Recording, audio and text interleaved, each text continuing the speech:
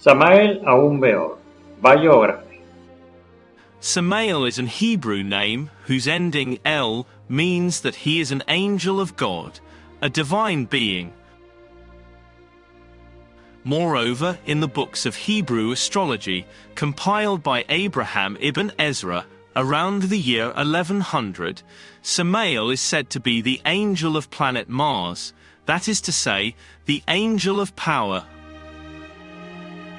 On the other hand, in the first Hebrew texts in which Samael is mentioned, such as the Book of Enoch and the Apocalypse of Baruch, Samael is considered to be a fallen angel, and that's why in later texts, and even in medieval texts such as the Zohar, Samael is associated with evil, with Lucifer.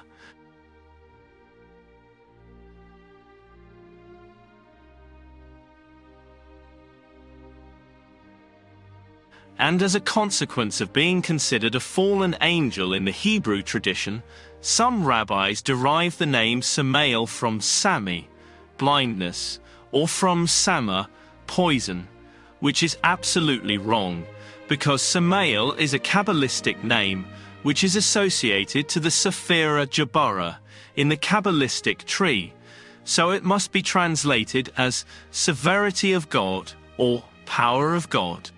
See the Sacred Kabbalah, page 255, by Arthur Edward Waite. As a conclusion, we state that, according to Hebrew tradition, Samael would be an angel of God, the angel of Mars. But he would also be one of the angels who fell during the angelic revolt of all religions, so well described by Milton in his work Paradise Lost.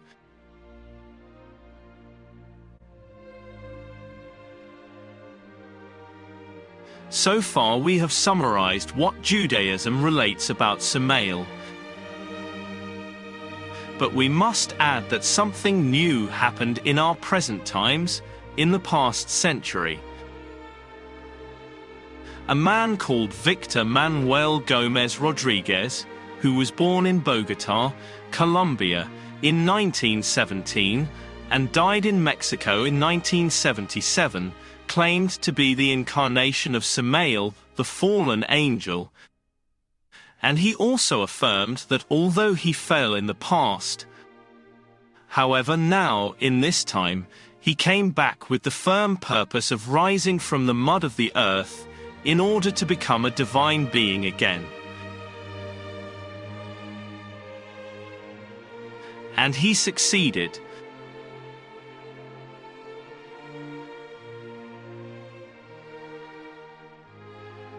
Because the most astonishing is that when we ask those who knew him personally, and they were many, they all give faith and testimony of his goodness, wisdom, power, and miracles.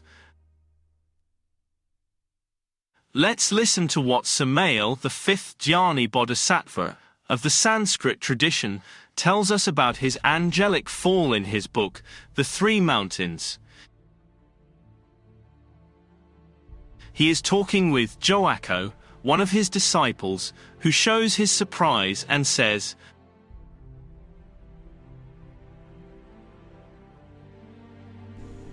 I am astounded. Why, Huaco? Because I was perhaps the first to fall, or the last one? H.P. Blavatsky says in The Secret Doctrine that Samuel was the first to fall, but this is symbolic. It is clear that I am the Dhyani Bodhisattva of the fifth of the seven, and because of this, it is said that Samuel was the first one to fall. Luckily, I am standing now, in spite of having relapsed into the same crime. How different was the case of many of those other Dhyanis, who fell into the animal generation. Let us remember Moloch, the great murderer, now involuting apparently in the infernal worlds. Let us remember Andromelech and his brother Asmodeus, two thrones precipitated into the Avern. I thought that after the liberation, any fall was impossible. You are wrong, my dear Huaco. In the cosmos, there is always a danger of falling, only by entering the in-manifest Sat, the absolute abstract space does every danger disappear. And after hearing the above, we can ask ourselves, what is the mystery behind all this? Who are the angels? Why do they fall? And if they fall, can they rise again? How? Why now? Obviously, we are not going to find the answers in today's religions, which are every day more and more confused and ignorant about the mysteries of the spirit. No, in order to find the answers to these questions, we must approach to the esoteric knowledge, the keeper of the hermetic traditions that come from the night of all ages. And this esoteric knowledge says the following: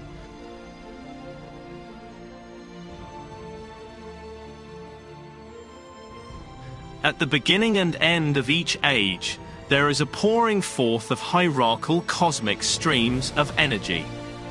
This new force, called by initiates the dayspring of youth, has been in activity for some time in Western Europe and America, possesses a new vitality and energy that will bring about a severance from past and inherited conditions.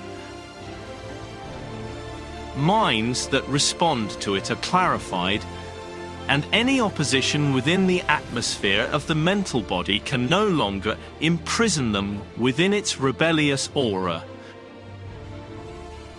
From the book, The Dayspring of Youth, by Master M.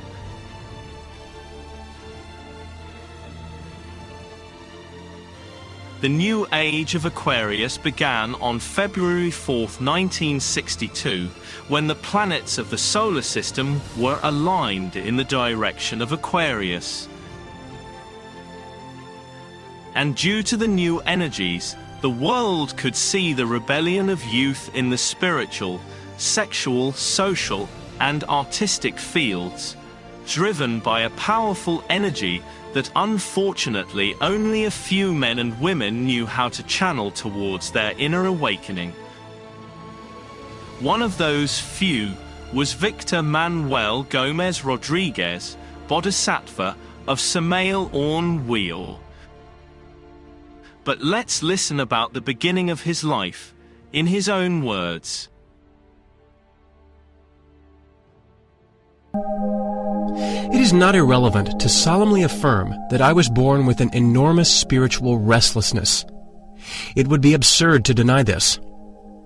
To many, it would appear unusual and unbelievable that there are some that can remember the totality of their existence, including their birth. I want to assert that I am one of them. Very clean and beautifully dressed, I was placed on the maternal bed next to my mother after all the usual natal processes. A smiling giant approached the sacred bed and looked at me. He was my father. It is important to assert clearly now that in the dawn of existence, we walk originally on 4 legs, then on 2, and finally on 3. Of course, the last one is the walking stick used by the old. I am not in any sense an exception to this general rule. When I was 11 months old, I felt the desire to walk.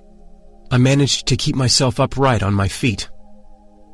I still remember that marvelous instant in which, interlocking my hands on my head, I solemnly made the Masonic sign of assistance, Eli B'nai Almana. And since I have not yet lost the capability to be astonished, I must say that what happened then appeared to me to be marvelous. It is doubtless an extraordinary event, to walk for the first time with the body given to us by Mother Nature. Calmly, I went to the old window from which one could clearly see the people who, here and there, appeared and disappeared in the picturesque old street of my village. My first adventure consisted of holding firmly onto the iron grill in that old window. Luckily, my father, a very prudent man, anticipating the danger, had put a wire grill in the balustrade so that I could not fall into the street. How well I remember that old window in that old house where I took my first steps. Of course, at that delighted age, I enjoyed the charming toys like children like to play with. But this in no way interfered with my meditation practices. During those first years of life, in which one learns to walk, I used to sit meditating in the Oriental style. Then I used to study in a retrospective fashion my past reincarnations, and many persons visited me from the past. When the ineffable ecstasy concluded, and I returned to the normal everyday state, I contemplated with pain the old walls of that paternal house where, in spite of my age, I appeared to be a strange monk. How small I felt in front of those rough walls. I cried, yes, as children cry. I used to complain, repeating, again, in another physical body. Life is so painful. It was at those moments that I used to ask my mother to help me, and she said, "The child is hungry, or thirsty," etc., etc.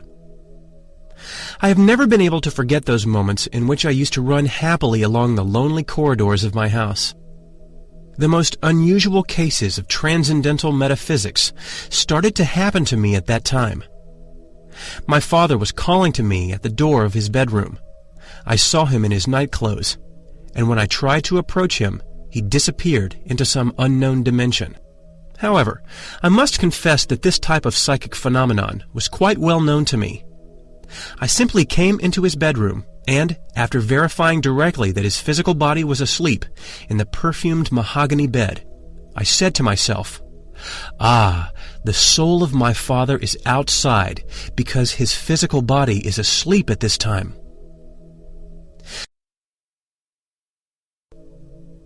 I have always been a sun worshipper, and at dawn, as well as at nightfall, I used to climb onto the roof of my house. In those times, balconies did not exist, and sitting down on the baked mud tiles in the Oriental manner, as a child yogi, I contemplated the Sun King in a state of ecstasy, falling into a deep meditation. My noble mother suffered many scares when she saw me walking around on the roof. Whenever my elderly father opened the old door of his wardrobe, I felt as if he was going to give me that strange purple jacket which displayed golden buttons. That was an old garment which used to be worn by old knights, and which I have worn in my ancient incarnation, in which I was called Samael Aun Weor. Sometimes I imagined that in that old wardrobe one could find sabers and foils from the olden times. I do not know whether my father understood me. I thought that perhaps he could obtain some of those objects from a past existence for me. The old man would look at me, and instead of such garments, he would give me a cart to play with, a toy from the innocent happiness of my childhood. Having been raised with good manners, I must say that I was educated in the official religion of my people. I always found it unacceptable to play about in the back rows while the liturgical services were taking place. Since my childhood, I have possessed a sense of veneration and respect. I never shrugged my shoulders in the middle of a service. I never tried to get out of performing my sacred duties, or laughed, or tried to mock the holy things. Without wanting to entangle myself among thorns and brambles, I will only say that in a particular mystical sect, its name is not important, I found some religious principles that are common to all confessional religions in the world.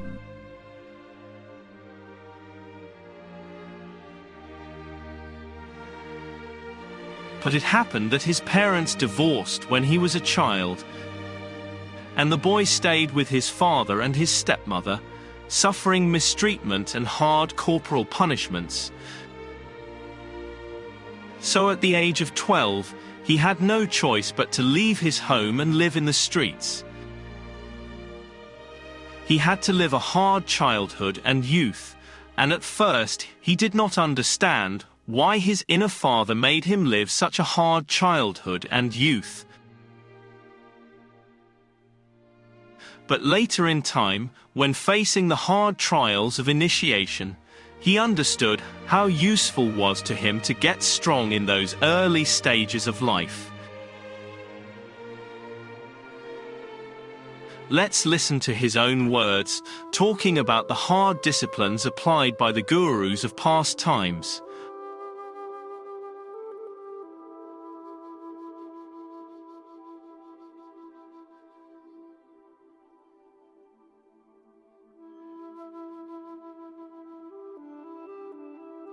I do not regret to have walked entire countries without money. I do not regret to have suffered the storm and the hurricanes. I do not regret to have arrived to the towns in which nobody knew me, and without a cent in my pocket. In that way I began, and it was really useful. I began in a natural way. My Father that is in secret wanted me to begin in that way, and in that way I began. Others had also to start in that way, because the Guru wanted to do so, for their own good. I know the case of a Guru, of piercing black eyes and black moustache, that organized a caravan.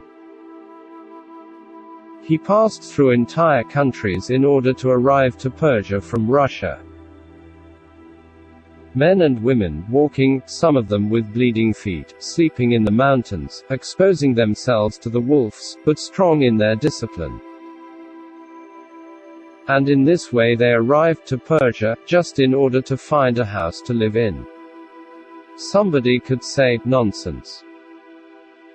How is it possible to travel with a group of people, through the ice, through the mountains, sleeping in the jungles, exposed to the wolves, and the winter? What could be the reason of all of that? It seems something absurd. Just to arrive to a rented house. It was not necessary to go through such a suffering in order to arrive a rented house. They could have traveled by car or by plane. The Guru knew what he was doing. If the disciple turned to the right, the Guru turned to the left.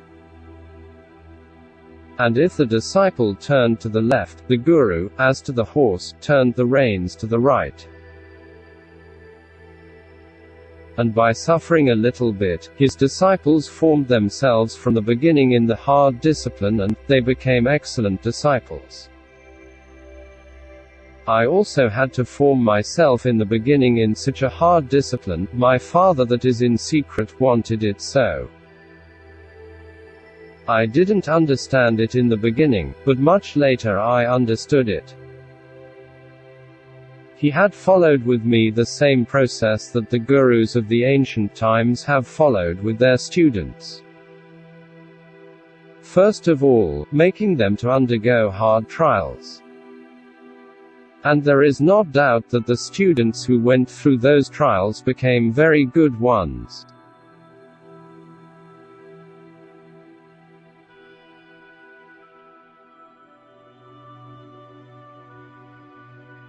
However, the hard youth he had to live did not decrease his spiritual yearnings. On the contrary, now he was 16 years old, and he was eagerly looking for the secret path.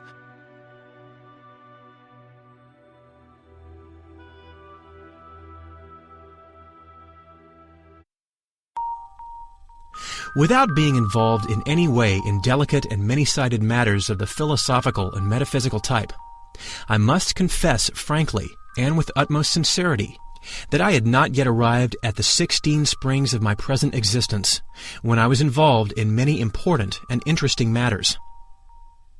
With infinite eagerness, I decided to analyze in detail the problems of the spirit under the light of modern science. I was very interested then in the scientific experiments of the English physicist William Crookes, eminent discoverer of the radiant state of matter, and of thallium, illustrious member of the Royal Society of Great Britain. In my opinion, the materialization of the ghost of Katie King actually in the laboratory were sensational. This subject was studied by Crookes in his Measurement of Psychic Forces. Having been taught good manners by my parents, and without trying great oratory feats when engaged in public speaking, I was giving lectures to the Theosophical Society at the age of 17 years. I received the Theosophist diploma from Jinnarajadasa, illustrious president of that august society, whom at the time I knew personally.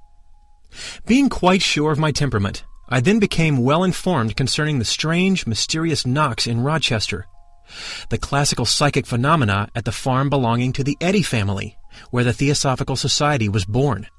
I had accumulated much data related to the evocative tripods of the Pentanesas of ancient times. I knew about haunted houses and of post-mortem apparitions and was well acquainted with all telepathic phenomena. Unquestionably, having so much metaphysical data in my poor, overstretched mind, I had become a very demanding scholar. However, I sincerely wished to give shape to my heart by means of the good theosophical criteria, and I had a real feast with the works I found in the rich library. With mystical surprise, I found an inexhaustible spring of divine knowledge in the pages of the Secret Doctrine, the extraordinary work of the venerable great master Helena Petrovna Blavatsky, the sublime martyr of the 19th century. Once finished with the theoretical studies of a theosophical type, I intensely practiced Raya Yoga, Bhakti, Jnana Yoga, Karma Yoga, etc., etc., etc. I obtained multiple psychic benefits from the practical yoga commended by this venerable institution. Since the most worthy master, HPB, always considered the Hatha Yoga as something inferior, I wish to assert that I was never interested in this branch of the Hindustian yoga. Much later, I was invited to a great assembly of the venerable Great White Lodge, where Hatha Yoga was proclaimed as black magic. After studying and practicing the theosophical teachings, he came into contact with the ancient Rosicrucian school at the age of 18. I was already in the 18th spring of my adolescence, in my present reincarnation, when I had the great honor of becoming a member of the ancient Rosicrucian school. This worthy institution was fortunately founded by the great Dr. Arnoldo Krumheller, Doctor Colonel of the glorious Mexican Army, distinguished professor of the Medical University in Berlin, Germany, notable scientist, extraordinary polyglot. I turned up at the Aloha Lucis, then presided over by an illustrious gentleman of great intelligence. I will confess that, being a headstrong lad, I started arguing and showing some arrogance, but I finished studying. What seemed best for me was to go and sit near the wall, at the corner of the classroom, enraptured in ecstasy. Needless to say that, even when I was steeped into many intricate theories of vast content, I yearned with infinite longing to find my old way, the path of the razor's edge. Carefully excluding any feelings of psychopiety and any insubstantial wordiness, I definitely decided to combine theory and practice. Without prostituting my intelligence for gold, I truly preferred to prostrate myself, full of humility, in the presence of the demiurge creator of the universe. I found a rich and inexhaustible source of exquisite splendors in the magnificent works of Krumheller, Hartmann, Eliphas Levi, Steiner, Max Heindel, etc., etc., etc. Without boasting, I declare seriously, sincerely, and emphatically that during that period of my life, I studied in an orderly fashion the whole of the Rosicrucian library. With infinite yearning, I searched along the road for a traveler possessing a precious balsam to heal my aching heart. I suffered dreadfully and cried out in my loneliness, invoking the holy masters of the Great White Lodge. The great Kabir Jesus said, "Knock, and it shall be opened unto you. Ask, and it shall be given you. Search, and you shall find." In the name of that which is real, I declare the following. According to the teachings of the Christian gospel, I asked, and it was given to me. I searched and did find. I knocked, and it was opened. When dealing with such long and complex studies as those of the Rosicrucians, it is unquestionable that there is no way in which all the topics could be contained in the narrow frame of the present chapter. Therefore, I will only synthesize and draw some conclusions. Frontal chakra. It is developed by the intonation of the vowel I, as follows. I. Faculty, clairvoyance. Laryngeal chakra. It is developed by singing the vowel E as follows. E.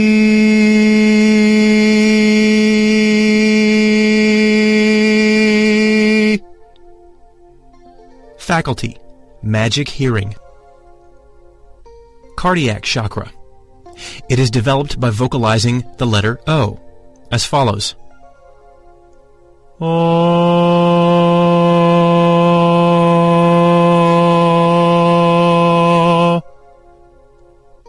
Faculties, intuition, inspiration, astral projection, etc., etc. Umbilical chakra. It is developed by singing the vowel U as follows.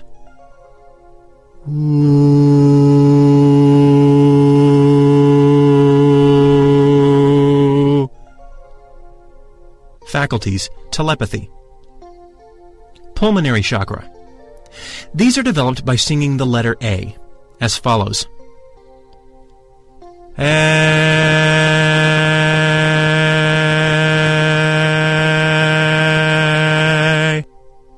Faculty, remembrances of past existences.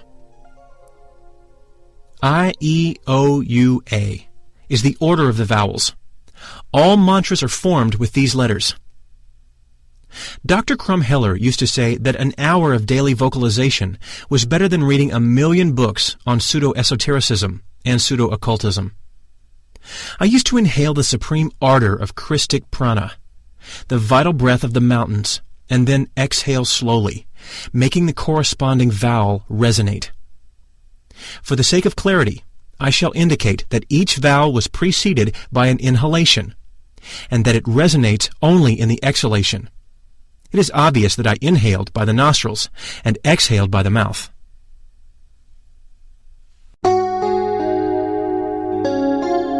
Concrete results. All my astral chakras, or magnetic centers, intensified their vibratory activity, rotating positively from left to right, like the hands of a clock, observed from the front, and not from its side. Departure. Just before I left this worthy institution, the professor said, "None of those present here should dare to characterize himself as a Rosicrucian, because all of us are nothing but simple, ordinary candidates to become Rosicrucians." And then he added, with great solemnity, "A Buddha, a Jesus, a Moria, a KH, etc., etc., etc., is a Rosicrucian."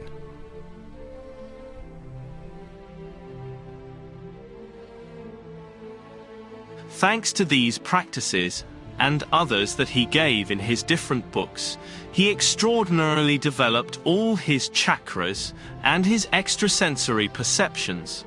However, despite having read the entire Theosophical and Rosicrucian library, and despite having developed his extrasensory perceptions, he realized that he hadn't found the secret path yet. That is to say, he hadn't found the path that leads us to our intimate, to our innermost, to our being, to fullness and happiness. So at that moment, he decided to leave all those schools and practice meditation.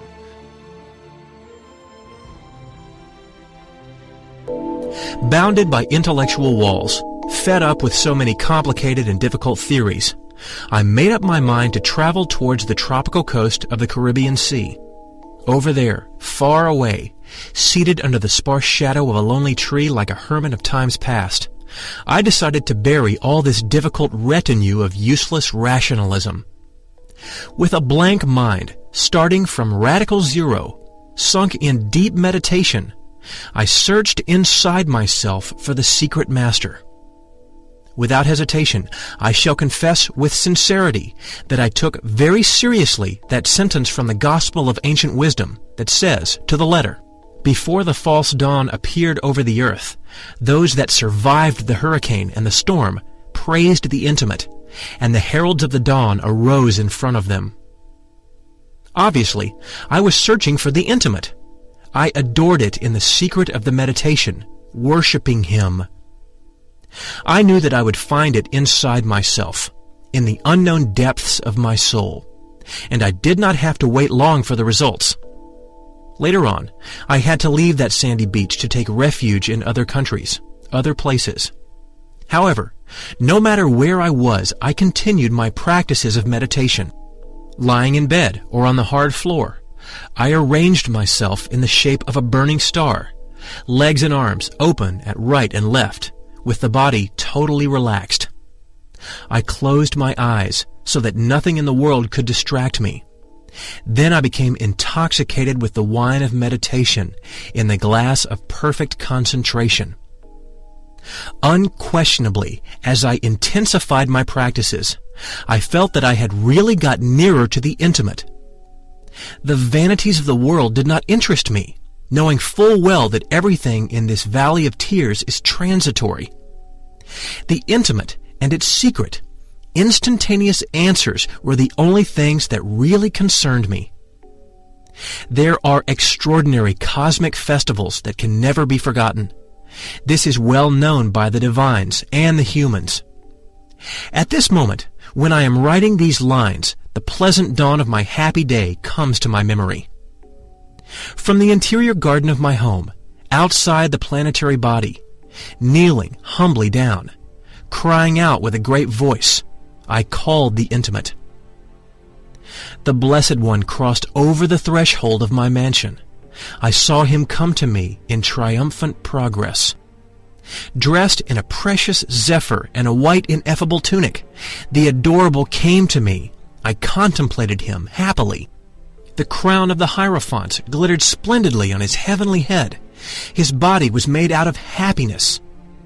Those valuable jewels mentioned in the Apocalypse of St. John shone beautifully in his right hand. The Lord gripped strongly the wand of Mercury, the scepter of the kings, the baton of the patriarchs.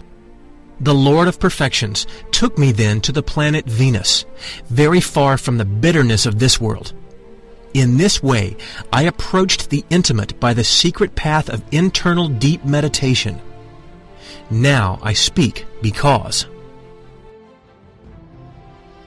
And his contact with his innermost, with his being, with Samael, brought about a radical change in his life.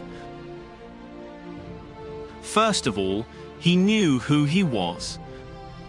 A fallen bodhisattva, the human soul of angel Samael, and he understood that he had to rise again and reach his self-realization, the union with his innermost, with the reality. Secondly, he was told that he should write the esoteric teaching, the map of the road, for those eager ones who also wanted to get their self-realization. Finally, he was told to create a new culture, a new civilization, and for this purpose, at the right time, he would have to lead an exodus with all those people who were walking the esoteric path and fighting for their own self-realization. He was entering the path of initiation, and he was starting to suffer the rigorous trials of the path. His young wife, with whom he had 2 small children, did not want to know anything about all this, nor support him in his mission, nor follow him. And with great pain in his heart, they split up. Then he started to travel along the country, healing and giving the esoteric teaching to the people of the towns that he went through. On his way, he met Arnolda Garro, Litelantes, and they married in 1946. He was 29 years old. So Litelantes became his wife priestess, and they began to work in the mysteries of fire. As a consequence, he entered the initiations of major mysteries. At the same time, he began to write his first books. But let's listen to his own words about the first initiation of major mysteries. When the erotic igneous serpent of our magic powers awoke to initiate its march along the spinal canal towards interior and upper regions, I felt extremely thirsty and experienced a very sharp pain in the coccyx that lasted for several days. Then I was entertained lavishly at the temple. I was never able to forget that cosmic event. At that time, I lived in peace in a small house at the seaside in the tropical region of the Caribbean coast. The ascent of Kundalini from vertebra to vertebra happened very slowly, in accordance with the merits of the heart. Each vertebra is very demanding. From this we can infer difficult trials. As a corollary, we assert, the ascent of the Kundalini is not possible if we do not fulfill the precise moral conditions necessary for this to happen. These 33 vertebrae are designated in the superior worlds by symbolic names, such as canons, pyramids, holy chambers, etc., etc., etc. The mystical ascent of the flame of love from vertebra to vertebra and chakra to chakra along the medullary canal certainly happened on the basis of sexual magic, including sanctification and sacrifice. The Mahatma that was assisting brought me help by guiding the sacred fire from the coccyx bone, at the base of the spine, to the pineal gland, situated, as is already known by the doctors, in the superior part of the brain. Subsequently, that great soul caused my erotic fire to flow into the region of the space between the eyebrows. The first initiation of fire happened as a corollary, when the igneous serpent of our magic powers made contact with the atom of the Father in the magnetic field of the root of the nose. Certainly, it was during the mystic ceremony of the Last Supper, when the cosmic date of the initiation was fixed. I waited with infinite anxiety for the date and time of the initiation. It concerned a very sacred 27. I wanted an initiation such as that the commander Montenero received in the temple of Chapultepec, or as in Ganes de Lara, the reincarnated Deva, had in the Sancta Sanctorum, or Adieta of the Templar Knights, in the extraordinary night of the lunar eclipse. But my case was certainly very different, and even if it appears incredible, that night of initiation I felt defrauded. Resting on my hard bed in a humble hut at the seaside, with infinite anguish, I spent the night in vigil, waiting uselessly. My priestess wife slept, snored. Sometimes she moved on her bed, or pronounced incoherent words. The sea, with its furious waves, struck the beach roaring frightfully, as if complaining. Dawn came, and nothing. Nothing. Nothing! What a dirty night, my God! Good heavens! What intellectual and moral storms I had to experience during those deadly nocturnal hours! Really, there is no resurrection without death, nor any dawn in nature, or man without being preceded by nocturnal darkness and sadness that makes its light all the more adorable. All my senses were put on trial, tortured in mortal agonies that made me cry, "My Father, if possible, spare me this chalice. Be not my will, but yours be done." When the sun rose like a ball of fire that appeared to glow out of the tempestuous ocean, Lytolantes woke up saying to me, "Do you remember the party that was given up there for you? You received the initiation." What? But what are you saying? Party? Initiation? Which one? I only know that I have endured a night more bitter than bile. What? Said Lytolantes, astonished. Then you did not bring any recollection whatsoever to your physical brain? Don't you remember the great chain? Have you forgotten the words of the great initiator? Troubled by these questions, I interrogated Lytolantes, saying, "What did the great being say to me?" "You were warned," said the adept lady, "that from today on you will have double responsibility for the teachings that you give in the world. Besides," said Lytolantes, You were dressed with the tunic of white linen of the adepts of the occult fraternity, and you were given the sword of fire. Ah, I understand. While I experienced so much bitterness in my bed of penitent and anchorite, my interior real being was receiving the cosmic initiation.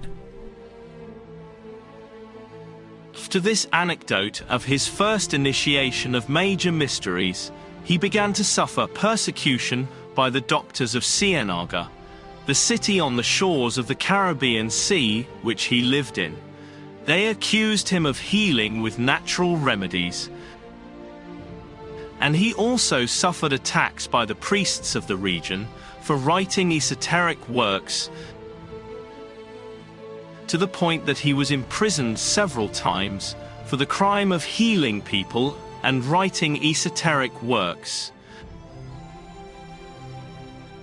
until he finally decided to move to the Sierra Nevada of Santa Marta, Colombia. There, he continued to heal and teach people the esoteric knowledge, which he called Gnosis. His first students were the peasants of that place. As a result, he formed there his first group of disciples.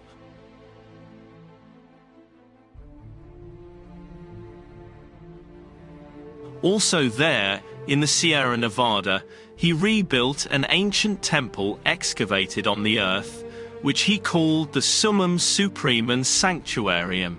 He used that temple for giving the teaching, and as a magnetic center for helping to spread the Gnostic teaching all over the world. In his processes of initiation, he passed through the 5 initiations of major mysteries, and he arrived at the Venusian initiation, the moment in which the adept makes internally contact with his being, with the divine spirit of each man. It was on October 27th, 1954, and it happened in the bowels of the Summum Supremum Sanctuarium. From then on, he took the name of his being, Samael Aun Weor.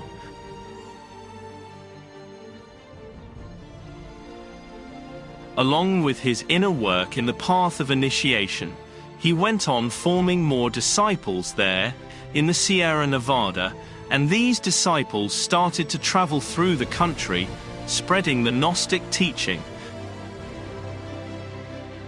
Besides, he continued to write books. From those first years of his esoteric path, we can mention works such as The Perfect Matrimony, Zodiacal Course, The Revolution of Bel, Secret Notes of a Guru, Treatise on Occult Medicine and Practical Magic, Igneous Rose, etc. Let's listen to his own words about those times. In the tropical slopes of the Sierra Nevada, near the Caribbean Sea, I had to recapitulate patiently the diverse initiatory esoteric processes of the 3rd, 4th, and 5th initiations of fire. I lived there in austerity with a certain group of select Gnostic students, very far from the fuss of vain intellectualism. Thankfully, these honest and irreproachable anchorites had built for me a simple dwelling using wood from those forests. I want to evoke now, at least for a moment, all those illustrious men, some of whom now excel as notable international missionaries. From my old Mexican land, I salute you, illustrious sons of the South American Sierra Nevada. I wish also to include in my salutations your wives and children, and the children of your children. How happy I was staying in that refuge in the deep forest, far from worldly noise.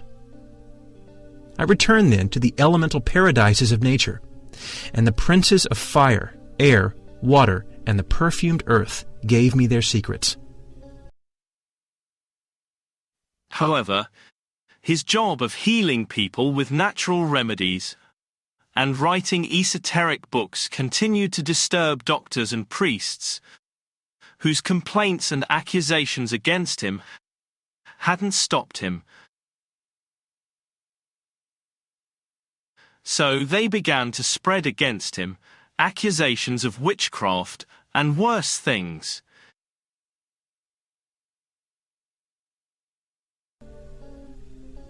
Persecutions. How happily we lived in our huts in the lonely forest. Unluckily, new persecutions started. Profane people from the neighborhood villages began propagating various slanderous lies against me. The gossiping of the ladies, the lies of the gentlemen, the deceits, assumed monstrous shapes and started a tempest. In fact, I became the central character of the drama, against whom all sparks, flashes were thrown.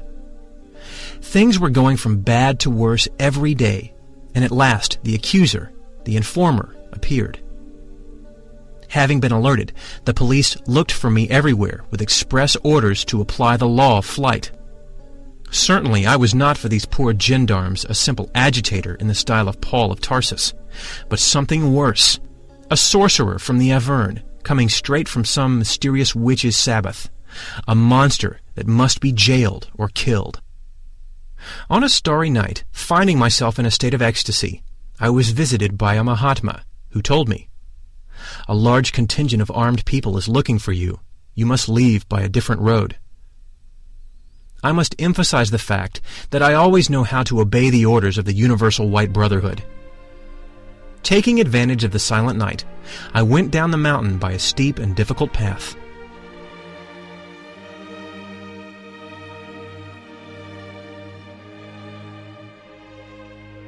It was the year 1955, so he was 38 years old. Then, he began a hard 2-year pilgrimage through different countries: Panama, Costa Rica, El Salvador, Guatemala, in which he continued to teach people the spiritual path, the gnosis of ancient mysteries. At the same time, he writes books that are sent by mail to Colombia for their printing, and as a result of all that, many groups of people interested in living the esoteric path started to appear in the countries that he went through. Finally, he arrived to Mexico, to the Federal District, where he definitively settled down for the rest of his life with his wife and 4 children, 2 boys and 2 girls.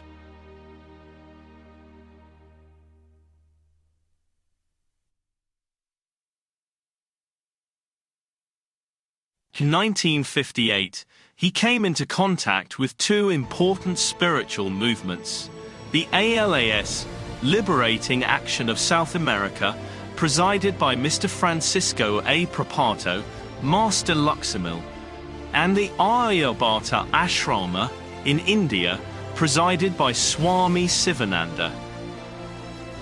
In this way, the Gnostic movement reached a worldwide projection.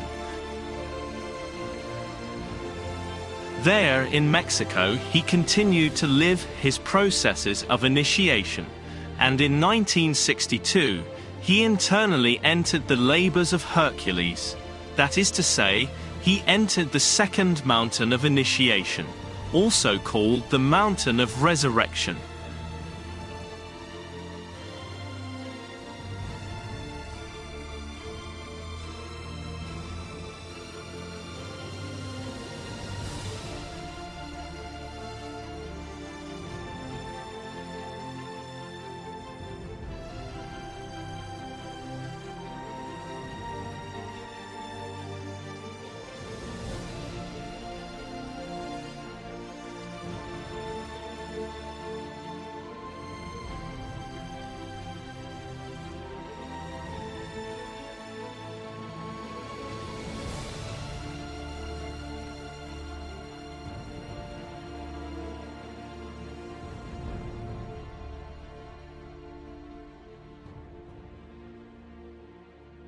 Let's explain something about the processes of initiation.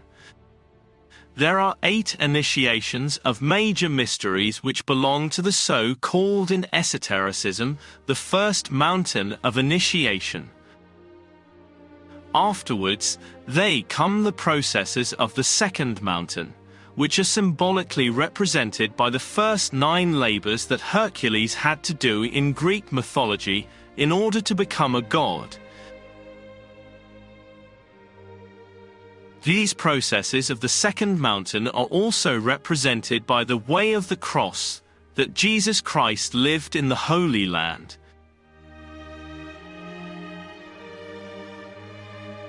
They are painful processes of inner purification, in which the adept has to descend to the infernal worlds, so well described by Dante Alighieri in his Divine Comedy, in order to disintegrate his own abominations. Let's listen to Master Samael relating his entrance to the second mountain. It was the year 1963. It is clear that we, the brothers of the Temple of the Twice-Born, have eliminated from our psyche several subjective, infrahuman aspects. However, after having gone through the 8 initiations, we yearned with all the strength of the soul to join the magic esoteric works of the Mountain of the Resurrection. In the temple, we were told that we should wait with infinite patience for the abbot of the monastery. However, it is evident that the long and boring hours passed with an unbearable monotony. The Venerable One did not seem to be in any hurry. Some of the veterans of the first mountain were everywhere, here and there, protesting impatiently for the singular delay of the superior. There are events in this life which are surprising, and one of them was the astonishing entrance of the abbot of the temple.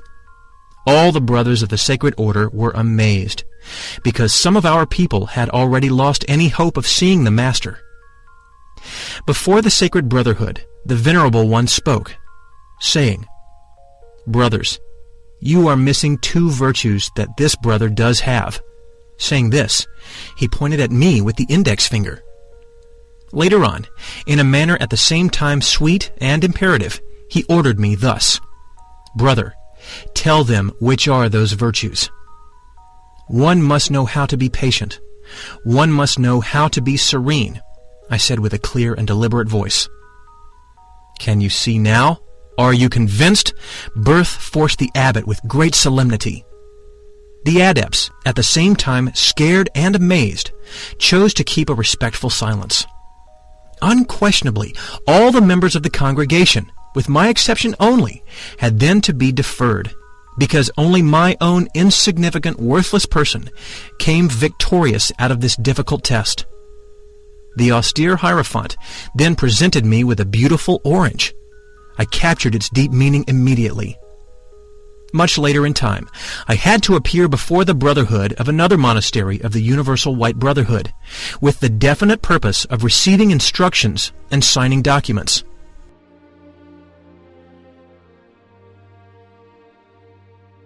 Although he had already legally founded the Universal Christian Gnostic movement in Colombia, once in Mexico he also founded the Gnostic Association of Anthropological and Cultural Studies.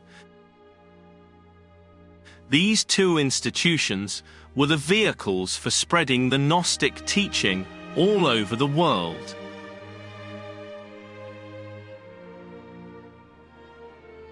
On the other hand, he continued to write books that he sent by mail to Santa Marta, Colombia, to one of his disciples who owned a print shop. This disciple printed the books and distributed them in the different countries of South America. From the 60s and 70s are works such as The Great Rebellion, Revolutionary Psychology, The Greater Mysteries, The Mystery of the Golden Blossom, My Return to Tibet, The Secret Doctrine of Anahuac, The 3 Mountains, Yes, There is Hell, Yes, There is a Devil, Yes, There is Karma, etc.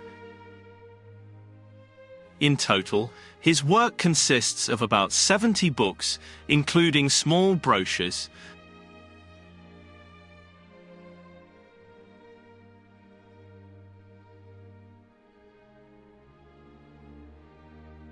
Since he settled down with his family in Mexico Federal District in 1956, Master Samael did not make any travel outside Mexico because he was internally banned to travel out of Mexico for his own safety. In those years, he was in contact with the many Gnostic groups and Gnostic people of South America by mail and telephone.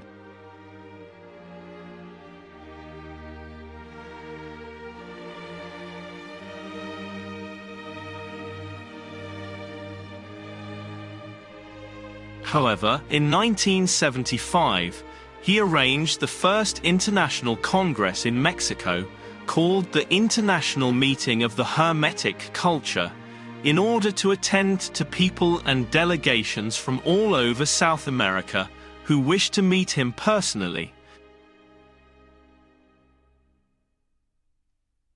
In this congress, Master Samael gave several lectures explaining the Gnostic esotericism, and he also carried out some practices in which many people witnessed his prodigious healings, performed on several attendees who suffered from physical disabilities.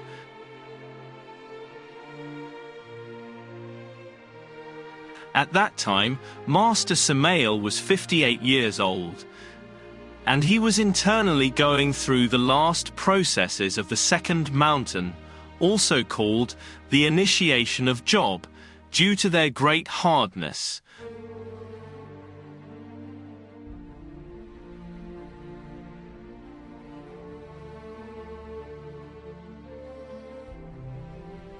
The Congress was a great success, so the following year a new Congress was arranged.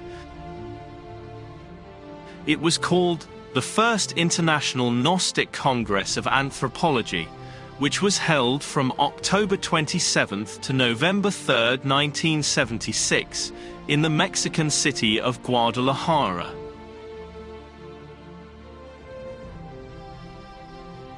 This Congress was a milestone in the development and spreading of the Gnostic teaching all over the world. The Congress was attended by several thousand people from all over South America, as well as by renowned personalities from Mexico such as the actor Mario Moreno, Cantinflas. All the national press, newspapers and TV informed about the event, and the attendants enjoyed a great set of lectures and practices. Plans for spreading the Gnostic teaching to the US, Canada and Europe were set up during the Congress, and people left the Congress and came back to their countries full of enthusiasm.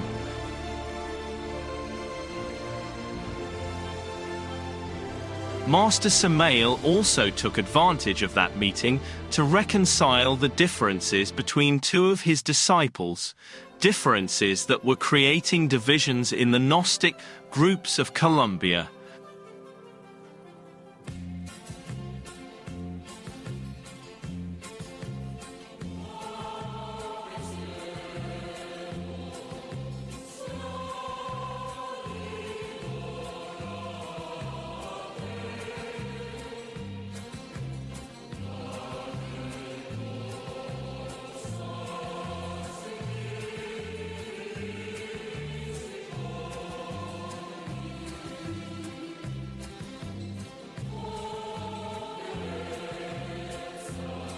Unfortunately, the effort of so many years of hard work and the hard internal processes of the high initiation were starting to harm the Master's health.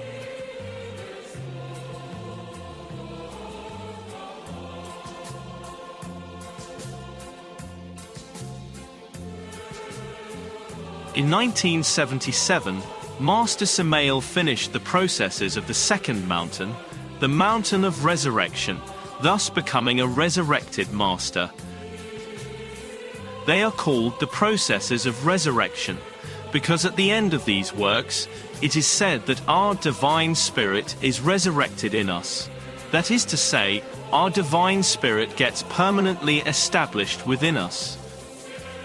Or talking in the terms of the first Christian Gnostics, our inner Christ is resurrected in us. Or in the terms of alchemists, the adept resurrects his philosopher's stone.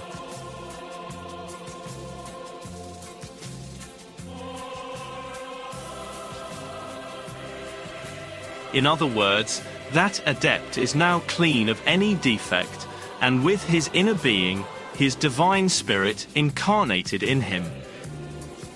He is converted into a Christified man, into an archangel, into a superman with powers over life and death.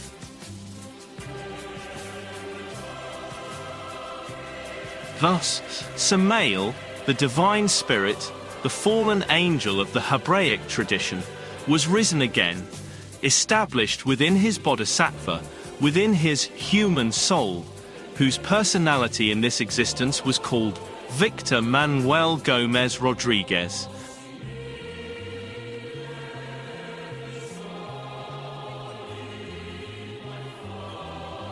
Unfortunately, the effort to achieve his self-realization, to achieve the incarnation of his inner being, of his divine spirit, had been so great that his physical body was very damaged. He was diagnosed with 3 stomach ulcers that led him to disincarnate on December 24, 1977.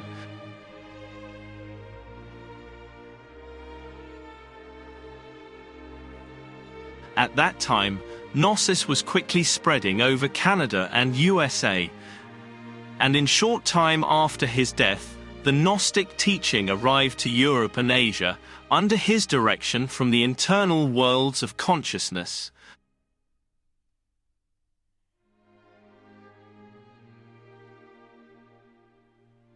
Thus, his work of giving the teaching to mankind was finished.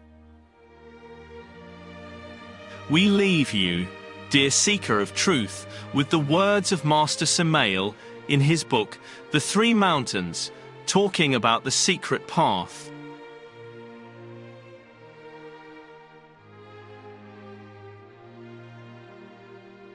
Without wishing to hurt any delicate feelings, we must emphasize that venerable institutions exist within the cultural spiritual environment of contemporary humanity, that sincerely believe that they know the secret path, while nonetheless they do not.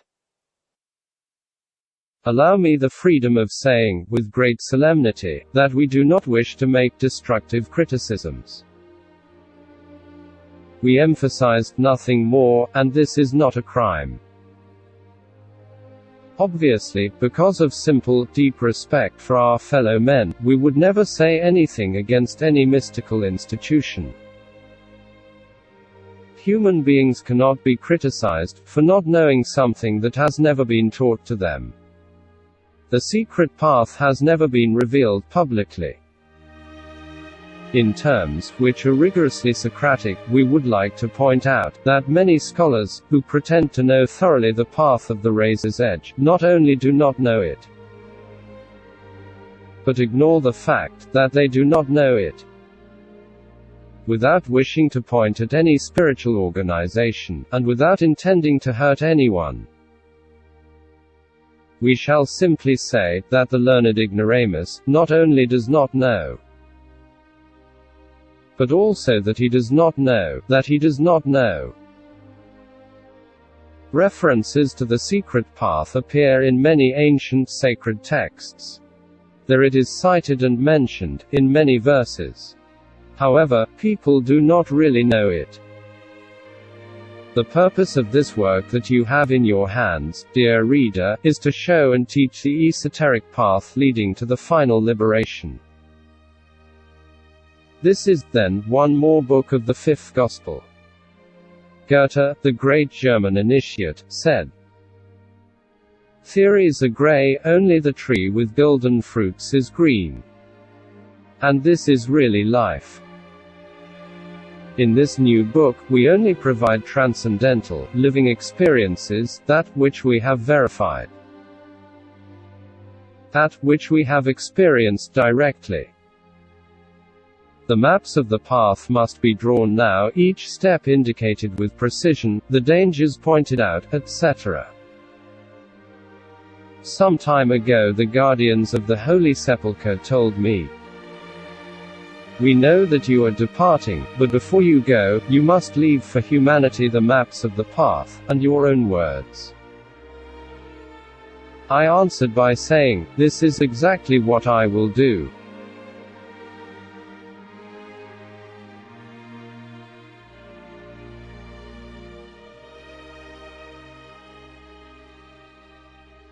And as the tree is known by its fruits, and man by his works, if your soul, kind listener, is eager for divine wisdom, we invite you to read the works of the fifth of the seven, the Archangel Samael, the fallen angel of the Hebraic tradition, which today is standing again, initiating the new age of Aquarius, between the august thunder of thought